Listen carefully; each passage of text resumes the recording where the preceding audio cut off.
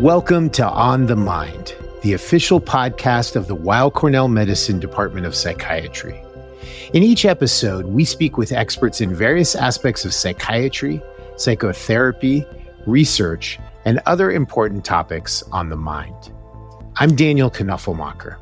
I'm normally the host of this podcast, but today we're going to do things a little differently. I'll explain why.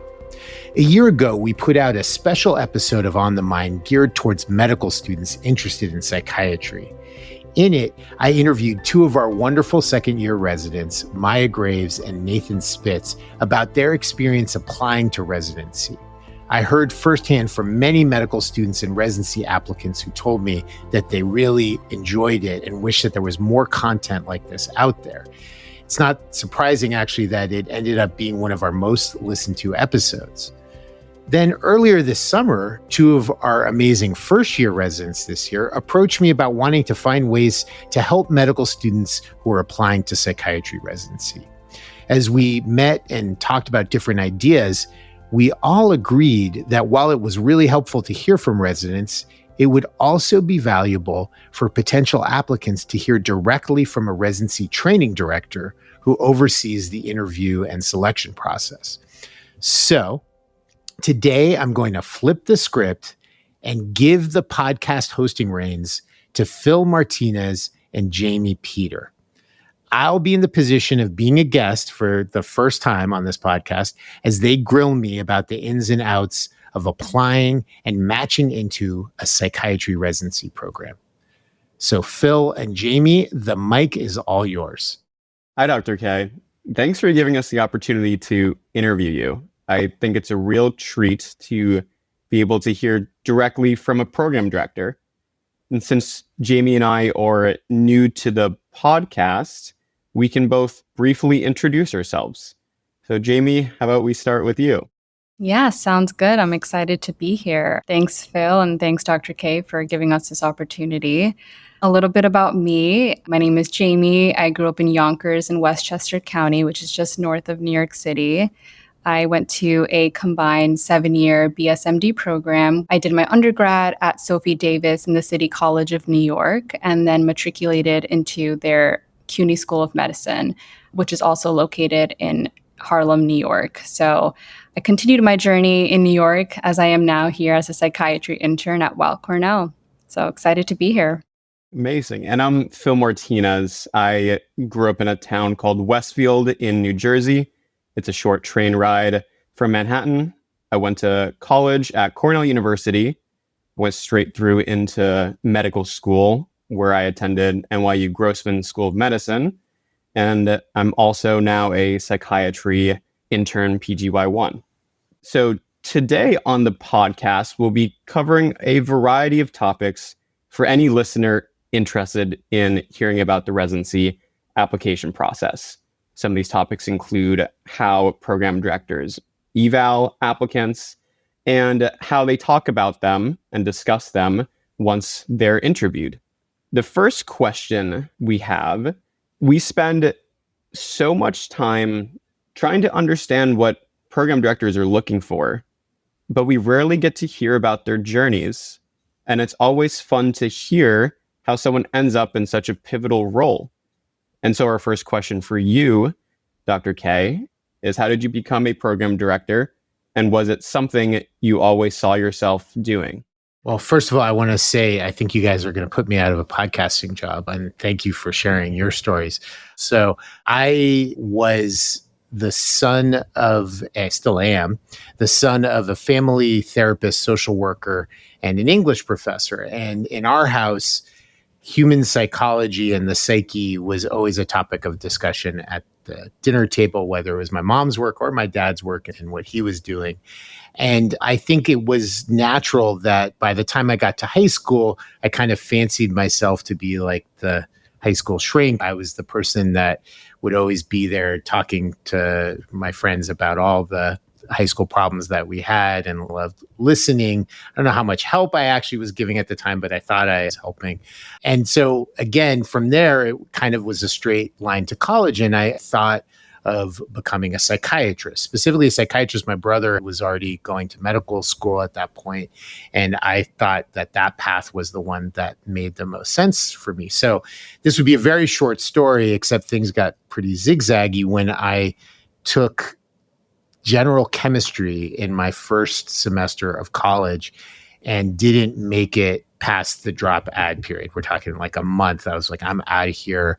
It was not the subject I wanted to be studying. I really found that the whole gunner environment there was not for my liking. And I was really interested in the humanities. I always had been. In addition to this, that I saw the psyche and that kind of thing about people's stories being related to the humanities. And I just couldn't find a class I didn't like when it was looking at the humanities, and flirted with a bunch of different majors. Ended up becoming a religion major, which I really, really enjoyed. Learning about, especially focused on Islam and Christianity, were my two areas. I wrote my thesis on mystical Islamic tradition. And I just found that the kind of universal human aspects that are explored in religion and spirituality, and the narratives, which are so important, very much, again, tied to kind of human psychology, were something that I really resonated with. And then at the same time, this was the era of like Quentin Tarantino and other kind of independent filmmakers coming out at that time. I really got into movies. I was taking film theory classes. I even worked on some film productions, and decided at the point at which I finished college that I was going to go into film. And I ended up then going to USC Film School for graduate school, got a Master's of Fine Arts in film production there, and really enjoyed film. Found that where I was naturally, I guess, gifted was in, again, kind of the storytelling and the editing, whether it was the writing of scripts or the editing, which was by far the best way to easily kind of make a living right out of film school, because there are lots of jobs in editing. And I ended up doing that on different independent films, on television shows, and fell into, through some random turns of events, into being a movie trailer editor. So I was the guy who, at least in the company I worked for, often did like the stupid Hollywood comedies. That was my specialty. The record scratches. I worked on both Big Mama's House 1 and Big Mama's House 2, lots of different movies and television spots, movie trailers. It was a job. I loved the people I worked with. There were lots of aspects I loved about it, but it was punishing, and actually had a worse schedule than I ever had when I went into medicine in medical school or residency. Actually, it was ultimately kind of physically unhealthy for me, being chained to my desk all day. And as time went on, it was the birth of my first child, Lucy, my older daughter. And I was talking to my wife, Amy, and just was like, this is not what I came here to do. It was not in line with kind of the things that drove me to want to go into film. And that thing from high school about psychiatry was still in the back of my head. And I had this crazy idea, like, what if I threw this all away and went back, got my post back, because I didn't have any of those classes, and went to medical school and became a psychiatrist. And shockingly, Amy said, yeah, okay. And so I tested the waters. I took a few classes, and even something like general chemistry, which I hated in that first semester, I loved when I was in my 30s. And I had this focus and interest in it that I wasn't able to have as a 18, 19-year-old. And that continued through all of my post-bac classes that I had to take. And I went to medical school. I ended up still liking psychiatry, although I flirted with palliative care and medicine a bit as other specialties. And then finally got the chance to come back to New York to do residency training. And that was here at Weill Cornell. And I was particularly attracted to this program because they had really strong psychotherapy training. And that was a piece of psychiatry that was really interesting to me. I really think, again, about the human narrative as such an important part of mental health, and the understanding of someone's story as incredibly therapeutic. And that was something that I really saw here at Weill Cornell. I was fortunate enough to match here, stayed here, was chief resident here, and then worked in a lot of different jobs in the outpatient department, ultimately ending up in the partial hospital program, which is an intensive outpatient program. And then the pandemic hit and everything got turned upside down in all of our worlds, especially here in New York City. And my friend, who was the program director at the time, for family reasons, had to leave New York. And we had somebody who did a great job kind of stepping in temporarily, but it was always known he was going to be temporary. And that's when they opened up the idea of like, who wants to be program director? And again, that kind of voice in the back of my head, I was like, well, there's so much about this that I would love. And really, I love this program. I love this process of thinking about what it takes to become a psychiatrist. I have a lot of ideas of things that we could work on in the program and get us through this really tough time, which was brutal during the pandemic. And so I jumped in at that crazy time and I've been in the job ever since. Wow, thank you for sharing that. That's actually so fascinating how you've had all these different interests and have been able to combine your interests in psychiatry and humanities, film and editing, and maybe that contributed to the development of this podcast as well. Yeah, it did. And the one thing I always tell people, because I see people making pivots in their life, is none of the stuff you did before is a waste. It all is grist for the mill. It's all helpful as you go through life. And that's certainly how I felt in my own life. Yeah, that's great advice. And we're glad that this podcast exists. And now it's a platform for us to ask our burning questions. All right. And so to start off, I think many applicants wonder what happens behind the scenes after they submit their ERAS applications. Understanding how these decisions are actually made and by whom can really help demystify the process a bit. And so I was wondering if you could describe the structure and process of the residency admissions committee. Who's typically involved and what kind of factors go into making those decisions? Sure. So thinking about the process, I can talk about the committee too, is everybody submits their applications on this electronic system. What's the way you pronounce it? ERAS? ERAS? You always would. I don't even know. Is it ERAS, Phil? ERAS. So we'll call it ERAS. So everyone submits that. And then we get this other thing that is like the mirror image of that is for program directors. And that's where all of the applications come to us electronically. And I'm sure that this is true for most psychiatry programs. We're talking about hundreds and hundreds of applications. And in our case, that's for 10 spots. So when I think about this process, I think it's important that everybody knows that there's multiple parts to the process. But if I was to divide it up into two main parts, there's the screening process, and then there's the interview and evaluation process. So the screening process is its own evaluation process, but we're talking about hundreds and hundreds of applications that we have to decide who is going to get an interview or not. So that's the first round of kind of screening through all of the applications. And I think we can talk about this more later, but we really use a holistic process for that. We don't screen by saying, if you have this grade or you're from this part of the country or you have this, then you're not going to be included. We actually look at all of the pieces together. And the way we do that, you asked about a committee, is it's actually not a committee at that point. I get as many people to help me as possible. I do, I wish I could tell you, like somewhere close to half of them myself, or many hundreds myself. But then we divide up the rest with the other program directors, and we have a few program directors, including me. Then some faculty who have been involved in our selection committee, which I'll talk about in a second, but basically faculty who have been involved in the residency selection process before and or work very closely with residents, know this program very well. And then the last group is actually the fourth year residents. This is something we started a few years ago, and we get all of these people to go through the applications and then basically sort them as to definitely interview this person, maybe interview this person, or don't interview this person. And that's that first round of screening. I look at all of the results. I don't just automatically take what everyone does because there's factors that sometimes I want to explore. So I end up looking at all of them, but I'm not going to go as deeply into myself, the ones, but I have deep trust for those who did go through it and take that into consideration as then we're selecting the number of people that we interview.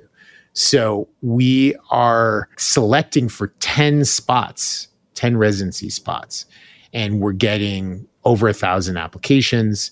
So we are getting it down to maybe about somewhere over 100 people that will be interviewed for those 10 spots. So it's still quite a big number that is getting interviews versus the number that ultimately match. And then that's when we send out all of those interviews. We try to match those people as much as we can with people who share their interests in psychiatry. And then at that point, we have a committee that starts meeting after the interviews are done. So every day, let's say there's 8 to 10 interviews, then there are going to be people on that committee, whether it's me or one of the program directors or the faculty who are on that committee, again, who really know the residency. Many of them actually were residents here and also are faculty here. They really care about the residency. They're all people who are on that committee. And when we've done interviews, we'll go through the interviews for that day and someone will present the person that they met, just kind of summarize their application. We'll talk about them. We'll make an assessment. And then we don't actually in that committee do a ranking in the sense that we don't say, okay, this person's number 1, this person's number 2. We just sort by quartiles. And then at the end of that process, me and the rest of the residency leadership team, we kind of finalize our list, which we submit, and then match day comes.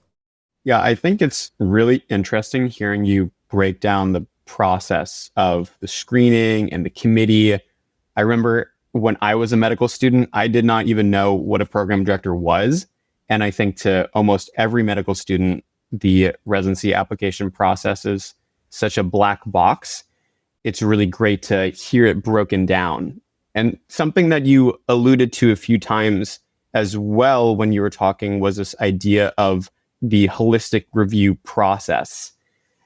And I think that's something that is spoken about a lot in this vague, ambiguous way. And I think I'd be particularly interested to hear if you can walk us through what a holistic review process looks like from your perspective and how exactly you apply it when you review the applications.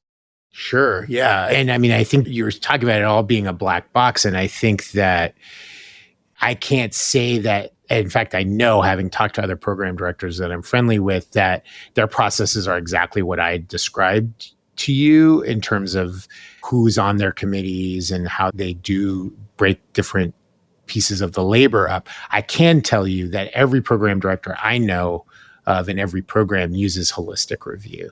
And even I'm sure both of you in applying to medical school probably went to medical schools where they used holistic review. So holistic review is something that is endorsed by the AAMC that provides like a unified approach to reviewing individually each applicant. And the idea is that it balances various aspects of their application and who they are in a balanced way and really tries to ground that in the mission of the residency program in this case, so that in our case, our goal is to build a vibrant, multifaceted community of residents who are going to be the psychiatrists of the future. And we want to weigh all of these aspects in context equally as we're figuring out our selection process. So I'll break it down more specifically. The key is considering 4 main areas with each applicant, and that's their life experiences, their attributes, their competencies, and their metrics, which in this case is like their academic or scholarly metrics. So I'll say what each one is.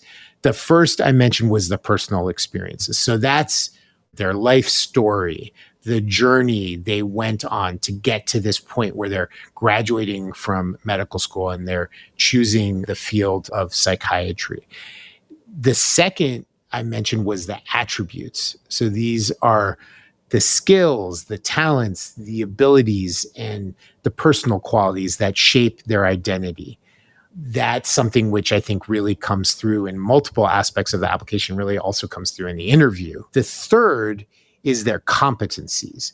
And this is the way that they've applied their knowledge, their skills, and their abilities as medical students. So that's going to be in their performance as described in the letter that we get from the medical school, the MSPE.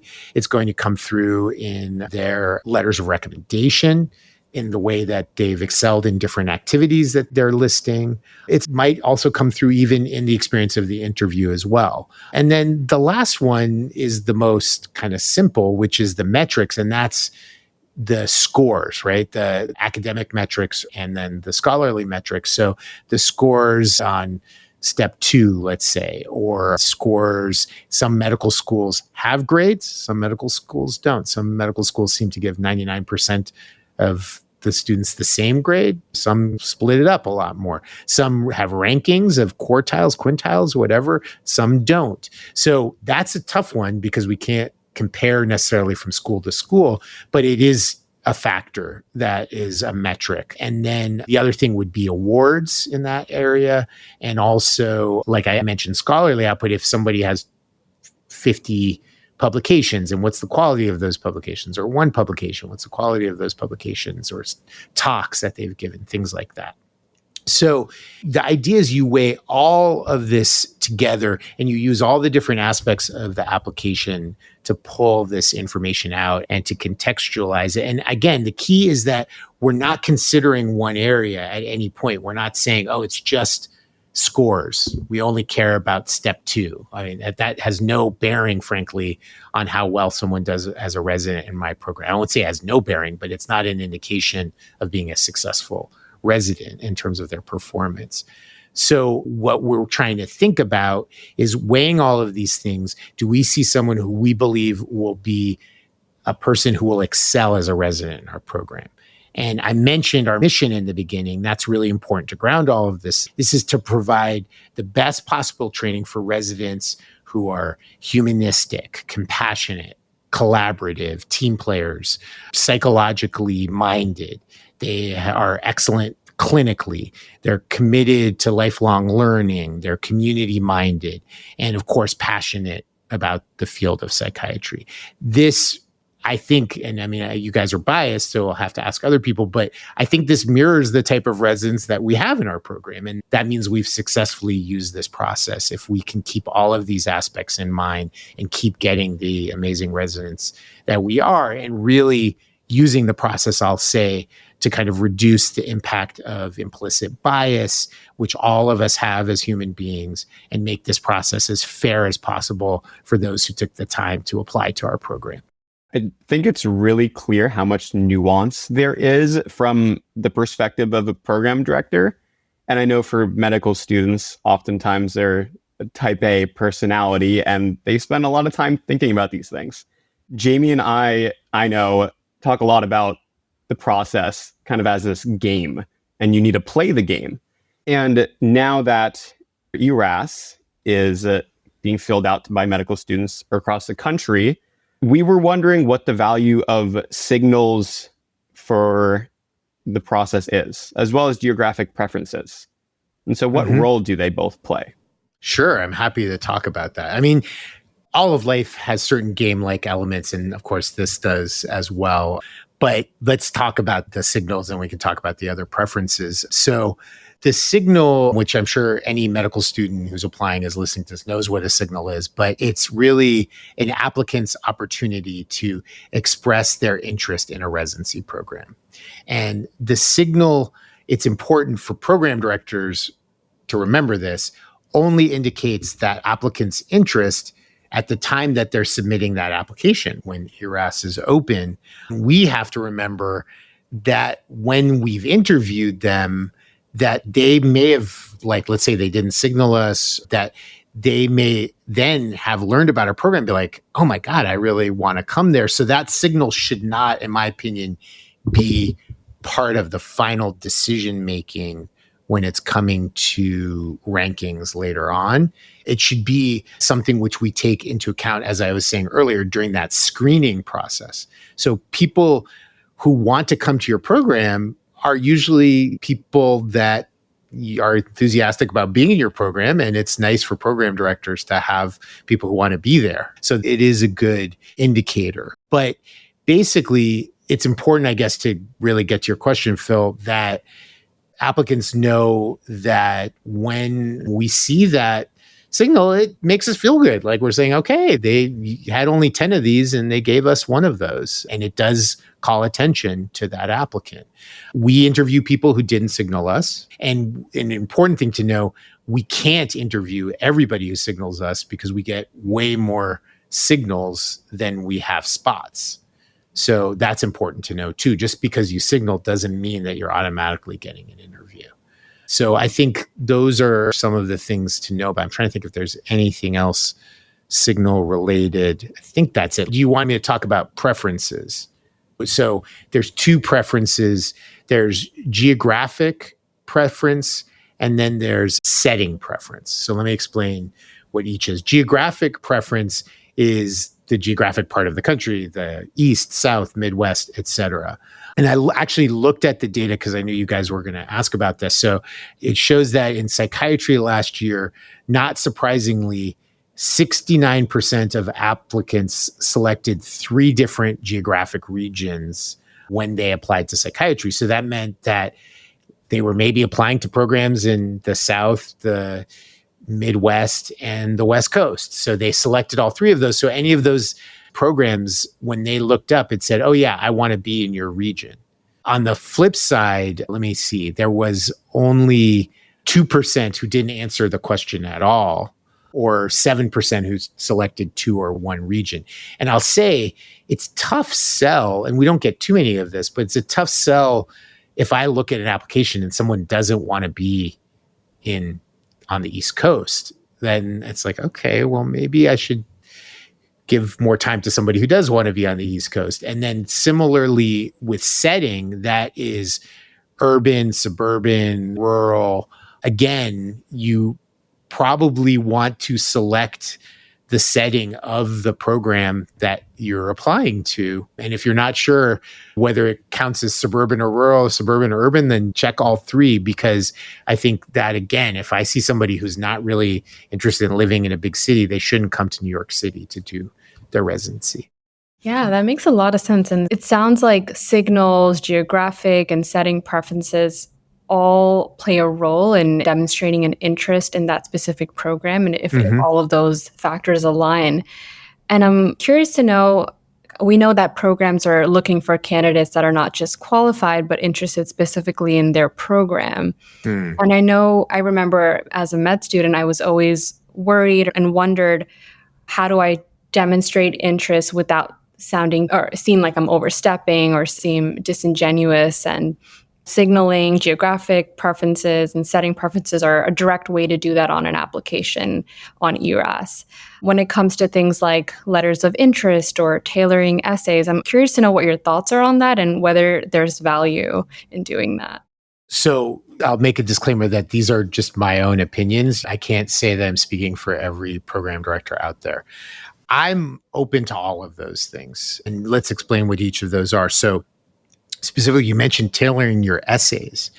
You can actually put in something in your essay that is tailored to one of the programs you're applying to. So when it comes to, let's say, Weill Cornell, our program, it says, oh, I met Jaime when I did a sub-I there, and she was just such an amazing resident, and I want to be just like her because I love the way that she talks to patients and wants to do that. And I love the fact that there's this program there. And it's like, oh, okay, wow, that's like a specific thing. It's our program. It's genuine.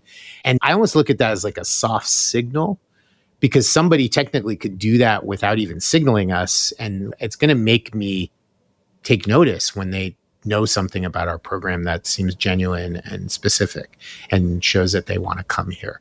So that is definitely something that people can do. I don't know how much time people have or how labor intensive that is for every program or et cetera, but I'll just say that's what it feels like on the other side. You mentioned also the letters of interest. It's complicated because people call those LOIs, but then there's also letters of intent, which we might talk about at another point. But letters of interest are things that people send in the beginning. And let me tell you, you can imagine if I'm getting over 1,000 applications and we're only going to be able to interview 100 people, that I'm getting many, many of those letters. So I'm getting tons of emails during that season. Depending on how busy I am, I don't know how much time I can have to read them, but I do try to. And that's me. I think there's some program directors who have harder lines about not reading them or whatever. And I will say that there are times, again, when there was a compelling letter for a specific reason that made me go back to an application that maybe was on the fence. And then I reevaluate, I maybe ask somebody else to think about it. And then we say, oh, let's give that person an interview. So that said, they're not going to be magic. There's many, many people who send me letters of interest who do not get interviews. It's, again, not a guarantee to get an interview. Could it help? Potentially. Is it the most important thing? Definitely not. So that's what I would say about those two things. And taking a step back, you also mentioned evaluating applications and how 1,000 people typically apply to our program. I remember when Closer at 1,200, actually, to be honest. 1,200 last time. Yeah. That is a lot. Didn't mean to interrupt. No, that is totally okay. So that's clearly a lot. I remember when I filled out ERAS, I thought to myself, there are just so many words in this application. And I was wondering, how do you actually evaluate the applications in terms of the order? Do you look at the personal statement first? Do you look at the MSPE? What do you spend the most time reading? Well, I can tell you the more I've done it, the faster I get. And I know how to kind of laser in on all the parts of the application. But personally, and I tell this to the fourth year residents, each year I teach them about how to do their screening. I like to begin with the personal statement. And if you go back to that holistic review, you think about somebody's story, their identity, that aspect of them comes through most in the personal statement. And it gives me like a window in on what I'm going to be. This is what this person cares to point out about themselves as I'm looking at the rest of the application. Then I typically look at the letters of recommendation, go to often the different activities, and there's opportunities for people to add like kind of almost more about themselves and how they write about those activities, like why those activities were important to them. And you can highlight that in the application. They have areas for that. Some people can talk about important experiences they've had where they maybe overcome hardship or things that are extra that they can put in there. So all of that I look at. And then I end up usually with the MSPE, which is the overall kind of performance thing. It might have grades, it might not, depending on the school. I tend to look at psychiatry very closely among the clerkships, obviously, and I look at the comments, and you get good at reading comments that really stand out over time from different schools and different rotations. And I just really look for that both in the MSPE and in the letters of recommendation. I mean, I just give this advice to all the people screening, but the screening, it's by nature has to be a faster process because we just have to get through so many. And I mean, it's deciding something final, but it's just deciding the interview or not interview question. But then when I interview somebody, then I really want to take another deeper look at the application too. I see. And you also mentioned how you've gotten faster at reading the applications. Since there's 1,200 applications, is AI used at all? I feel like that's something that's been very new recently and has a lot of application to medical education. So AI is definitely being used. I mean, we used AI this year to help with our residency schedule, and it was phenomenal thanks to a resident who figured out how to do that. We do not use AI in our process for reviewing applications. There's a lot, I get ads and email from companies that are doing this for residency application. I'm not responding to them yet because I'm not ready to try to take AI on. I've talked to some people at other programs who are maybe piloting it this year. So I wouldn't say that there won't be any AI this round, but I think depending on how AI goes in general, I think this may become part of the process. Could save us a ton of time.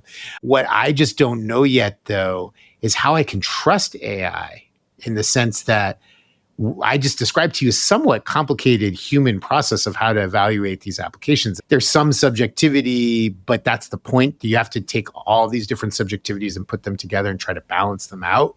How do I do that with AI? I just don't know. So I don't see it in our program, certainly not in the next year, but maybe in the future it could help with parts of certain things to make it faster or more efficient. Yeah, I mean, I would agree, especially after hearing how detailed the holistic review process is. Not sure how AI could really get to that. But I did want to shift gears a little bit. You mentioned earlier a little bit about sub-internships. Yeah. And I remember as a medical student, there was a lot of mixed advice on whether or not to accept a sub-I or an away rotation, because we all know it's high stakes and it can be a make or break in terms of how the program sees you.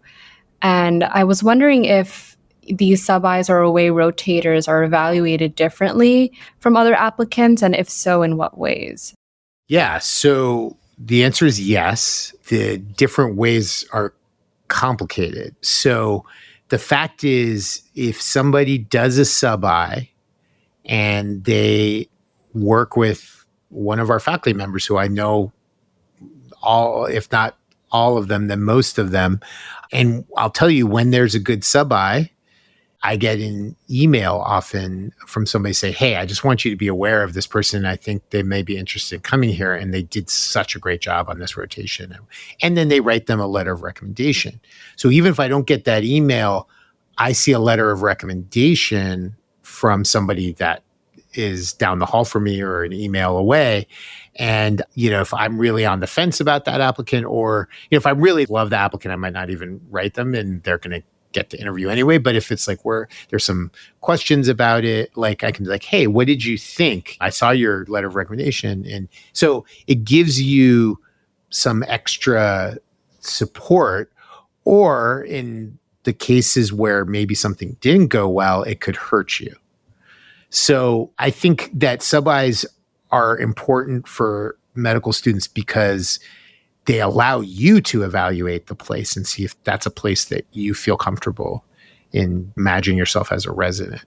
And then they can help you. They could hurt you, or they could not really hurt you or help you. And I think when it comes to that risk-benefit analysis, you could just get really unlucky. Like, you got somebody during a really bad time in their life and some bad combination of things happen that you didn't make a good impression. Probably unlikely. If you go there and you are yourself and you're a good medical student and you're going to be a great resident, that's probably going to come through. So I think I wouldn't dissuade people from doing them, but they come with risk. I guess that's how I would describe it. Right. And I appreciate the transparency. I mean, I had done a sub-I here at Cornell, and I think as applicants, we forget that, yeah, sub-Is and these away rotations are an opportunity for us to evaluate the program. And that month that I spent there was a chance for me to meet the faculty, work with the residents, and that definitely played a role for me wanting to come here. Well, without saying too much, Jamie, I heard some things. Some great impressions were made in that experience, but I won't say anything more. And I have a kind of interesting hypothetical. So let's say I'm a sub-I and I got an interview here and I'm very excited. And I look at the interview schedule and I see some new faculty members are interviewing me, whereas I know my friend got interviewed by an assistant program director or a chair. How much should I read into that as a probable type A medical student? I mean, I think it's always good to think about the psychology of us all as we go through this process. I wouldn't read too much into it. I'll just, again, can only talk in detail about our process. We do our best. What we do when we invite people for interviews is we ask them about their interest in psychiatry. They don't have to have any specific interest in psychiatry. They can be pluripotent. They can want to do everything in psychiatry and not know yet, and that's fine. But if they have a specific area, they're interested in child and adolescent psychiatry, geriatric psychiatry, addiction, reproductive, so whatever, we will try to do the best that we can, and we can't always do it with the schedule, match them with somebody who has that interest. Then what we do is we usually have somebody on our kind of chief residents, program directors level interview the applicant. We have a faculty member interview that applicant, hopefully in that area of specialty. And we have a resident interview the applicant. And then the fourth person is me. And so we never get into that problem, though we may at some point when I get a little more worn out, but I interview everybody. But I can tell you, if I didn't interview everybody, if it was me and Allison Gorin, let's say, who's our associate program director, splitting up the entire list, we would probably do it randomly. So it should not be read into. So I don't know if that helps. Does that answer the question, Phil? Yeah, I think that clarifies a lot. Yeah. And it must be a lot of time to interview all the applicants. It's one of the most fun parts of being a program director. It's very time consuming. It can be stressful at times. A lot can go wrong. And I'd say in the first 2 years, I was like losing sleep over it because I was anxious. But I really love it. I love meeting many people who obviously don't become residents here, but who are awesome, amazing future psychiatrists. And it gives me excitement about our field and about the field of mental health in general. So I enjoy it. Oh, I love to hear that. And so after these interviews wrap up, programs go off to make their rank lists, and us applicants, we are left wondering what actually happens during this time. We know every program probably does things a little differently, but from your perspective, we'd love to hear what typically happens next. Yeah. So, I mean, I guess at that point, once you've done your interview, we're in that committee discussing all of the people who interviewed and trying to stratify them into these quartiles, which is hard because, again, there's so many great, talented people that we meet. And then that's actually going on pretty much almost, even because we get behind, we can't stay up with the number of people that are interviewed each day with each meeting we have. So we're usually a week or two behind in reviewing people at least. And then that's still going on into January. And then we try to finish that process and lock our list by ideally the middle of January, late January. And kind of speaking about the list and locking it in, how far or how many ranks do programs typically have to go through to fill their class?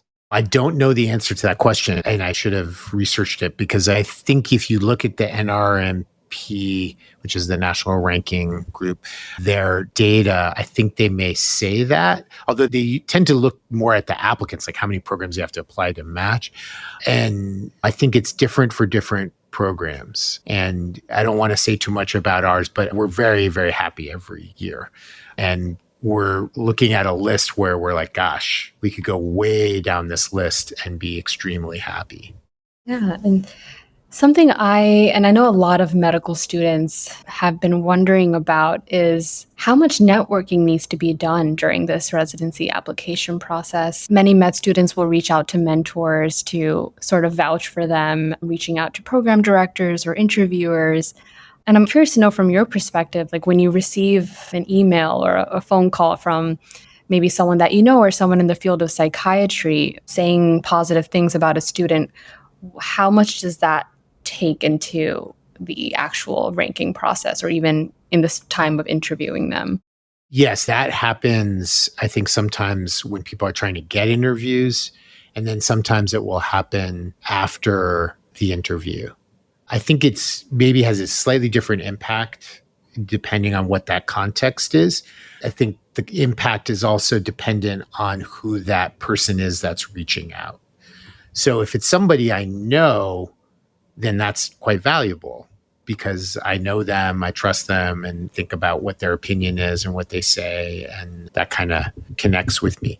If it's someone who has a really prominent position somewhere, it might sway me, but probably not, just because I don't know what the story is, how close that person is to the person they're vouching for, how much work they've done for them.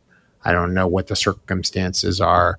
It usually will catch my eye, and I don't think it's going to be a major factor. That's all I would say more in that early phase when it's interview or not interview. I think later, once I've interviewed them, I have met that person and I really have probably some opinion, and I'm taking the opinion of all the others who have met them and have their application in mind. And then it will influence maybe if there's like questions about ranking, but probably not going to be. If I really wanted that person, I was like, oh my God, I really hope they match here. I'm just going to be thrilled that somebody else sent an email and, be like, great. That shows that maybe they really want to come here too.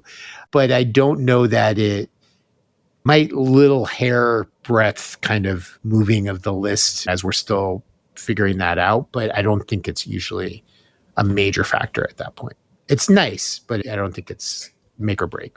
Yeah, Jamie and I were actually talking to some fourth-year medical students recently about this, and it's nice to hear that your perspective on this mimics ours as well.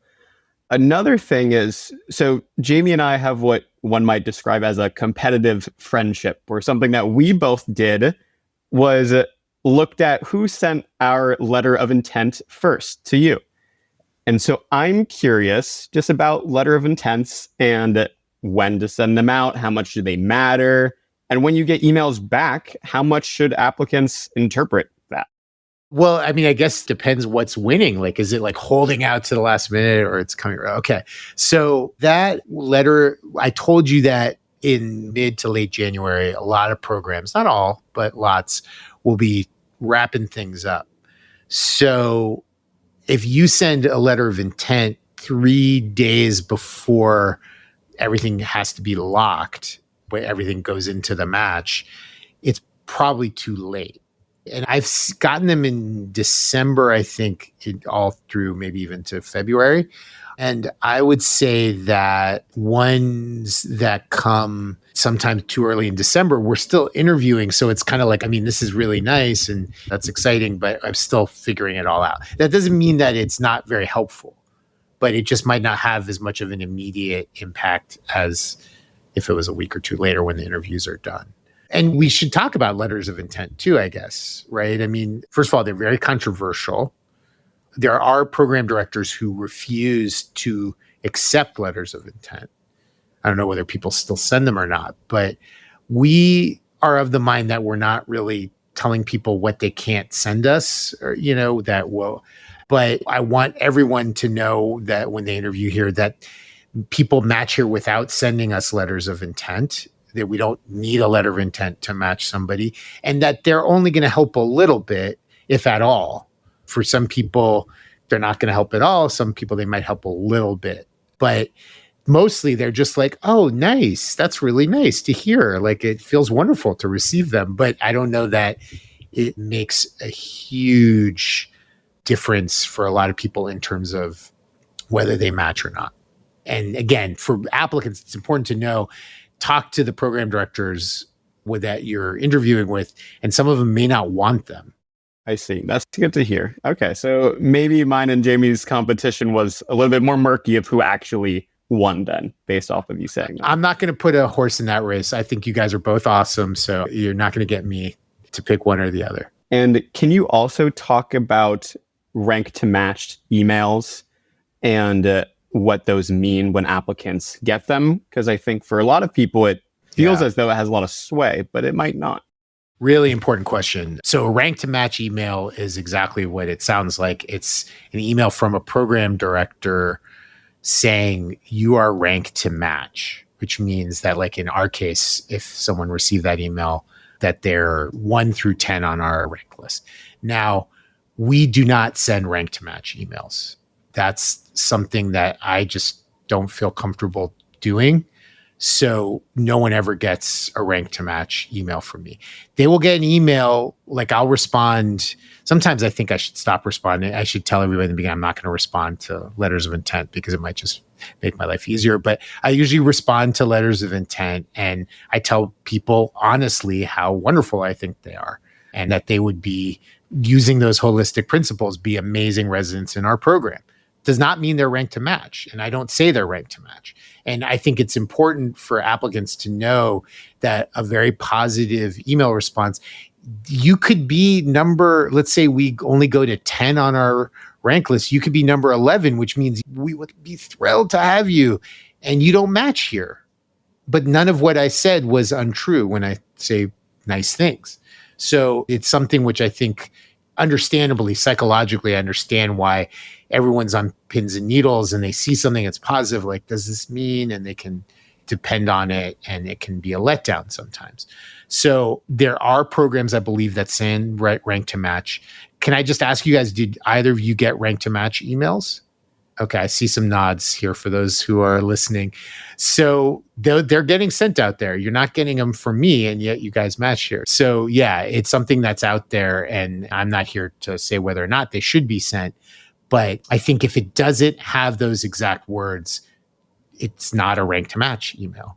Right. Yeah. And I'm so glad you were able to talk about this. I mean, like after all the interviews are done, applicants don't have anything left in a way to do, or there's no more input left for them in terms of this process. And so when they get these emails, they're nitpicking, they're figuring out what are they really trying to say. So I'm glad you were able to touch on it. I thank you for saying that, because I think it's nice for me to hear that, because I can be so in my own head in the process to really empathize with what it's like on the other side. And it does make me think, though, I still think people might not like this, that maybe I should make a policy of not responding at all, because maybe then it takes that out. I don't know. You and I, three of us can talk about that later, but yeah, that's important. Dr. Jaime, you've shared so much important insight and tips about the residency application process, and all of this has been very helpful. But at the same time, I remember how overwhelming fourth year can be, especially during this stage and process. Overthinking, overplanning, looking at the Reddit spreadsheets. Applicants who are listening, you guys know what I'm talking about. And feeling like you have to do all the right things. And so as we start to wrap up, I was hoping you can give us, and the applicants listening, one piece of advice that you would give to help them sort of step back and see the bigger picture amidst all of this stress. Yeah, I mean, I think there may be a few things embedded in this rather than one thing, but I guess what I would say is to try, if possible, as much as you can, to enjoy the process. Did you guys enjoy the process of interviewing at all? Yeah, I think Jaime and I talk about this a lot, where I personally loved it. I think it was just great to get to chat with everyone, because you might be interviewing with these people and it might seem really stressful. And I think ultimately, though, you're just having a conversation with someone and getting to kind of learn about their career a bit, and then them learning about you. So I thought it was great. Jaime, what do you think? Yeah, I would agree. The only thing I would add is that I think the preparation prior to the actual interview was stressful, because you didn't know what to expect, especially early on in your first couple of interviews. And then as I started to do a couple of interviews, I noticed it was a lot more conversational than what I had thought. And maybe this is psychiatry specific and not generalizable in terms of other specialties, but I enjoyed talking to all of my interviewers. It was a lot more casual than what I had expected. So in that part, I enjoyed the process, but maybe the nitty-gritty details of the actual ERAS application wasn't as enjoyable.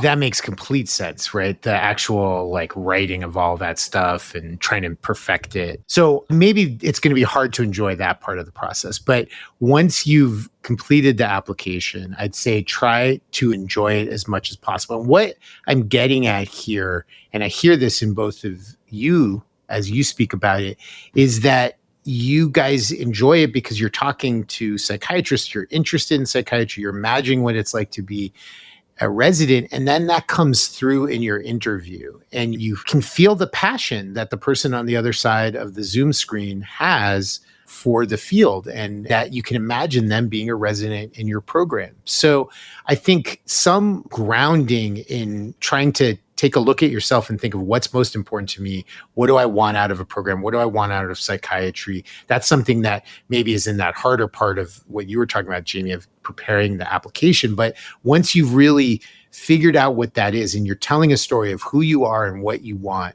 then live that. Go and meet with these programs and try to convey that, try to understand who they are. And that's just going to come through in the process in terms of you feeling genuine and interested and passionate and hopefully having fun. And I think one other idea I had that's an extra tidbit too, which I'm sure some of the listeners have heard about, is you mentioned, Jaime, the first interview. It might be good because obviously the first interview is going to be the scarier one because you haven't done it before. Maybe do that at a program if you can engineer this. That's not the one that's your be all and end all. Like, I really want to go and match at this program. Maybe one that you're like, yeah, it's a little bit more of a safety. That might be the good one to do first, because then you can kind of get your sea legs in that first experience. But at the end of the day, be present, be interested, try to have fun, and remember that you're choosing an awesome career path, that there's a lot of great residencies out there, many, many dozens of them. And I meet all of the program directors, or many of the program directors, at the annual convention of program directors, and they're wonderful people. So you're going into the right place. You're going to end up somewhere where you're going to learn how to be a psychiatrist, and it should turn out great, even if you don't match at the first choice that you have. So try to keep that in the back of your mind too, as you go through the process. That was so well said. Thank you for letting us turn the tables today. It's not every day that we get to put our program director in the hot seat. Oh, you guys can ask me questions anytime. But seriously, I feel like I might want to just have you guys take over a few times. You did a phenomenal job. Thank you. Yeah, I mean, we really appreciate how open and transparent and thoughtfully you shared your perspective today. I know applicants listening will not just take the practical advice, but also this encouragement and excitement that you have for psychiatry. So thank you so much. Thank you, both of you. And I really appreciate you guys taking all the time to do this. Thank you very much. Yeah, thank you, Dr. K. And we would also like to thank all of those who'd listened to this episode of On the Mind, the official podcast of Weill Cornell Medicine, Department of Psychiatry. The podcast is available on many streaming platforms, including Spotify, Apple Podcasts, YouTube, iHeartRadio, and others. And of course, be sure to subscribe to be up to date with the latest episodes. We'll be back next month, but don't worry, Dr. K will be back to his hosting duties.